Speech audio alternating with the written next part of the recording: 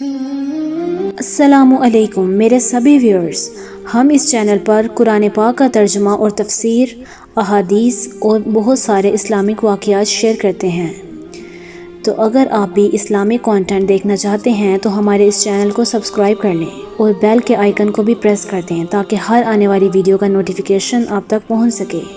تو چلتے ہیں آج کی ویڈیو کی طرف۔ بس ایک دفعہ وہ سب چیزیں اللہ کا سوچ کر کریں جو آپ اپنے لیے اپنا سوچ کر کرتے ہیں۔ بس ایک دفعہ صبر یہ سوچ کر کریں کہ یہ میں نے اپنے رب کی رضا کے لیے کرنا ہے۔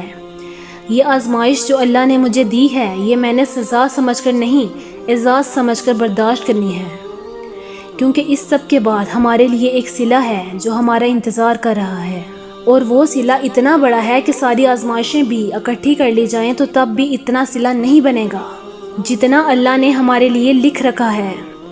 ہم سب کہتے ہیں کہ صبر بڑا مشکل ہے، اور ایسا ہے بھی، لیکن صبر آسان بھی اتنا ہی ہے جتنا مشکل لگتا ہے، اور یہ بات ہمیں تب سمجھ میں آتی ہے جب ہم اپنی رضا پر اللہ کی رضا کو ترجیح دینے لگتے ہیں۔ میں ایسا نہیں کہہ رہی کہ دعائیں مانگنا چھوڑ دو، مانگو، بار بار مانگو، بے پناہ مانگو، لیکن فیصلہ اللہ پر چھوڑ دو۔ اپنی پوری کوشش کرو، لیکن اس کوشش کا صلہ اللہ کے سپرد کر دو۔ یقین کریں صرف اتنا کر لینے سے آپ کی زندگی پوری کی پوری بدل جائے گی۔ صبر آزمائش میں نہیں کیا جاتا، بلکہ صبر ہی اپنے آپ میں سب سے بڑی آزمائش ہوتی ہے، اور اس آزمائش میں وہی جیتتا ہے جو اپنی خواہش اپنے رب کے لیے ہار دیتا ہے۔ اس طرح کی مزید ویڈیوز دیکھنے کے لیے ہمارے چینل کو سبسکرائب کریں۔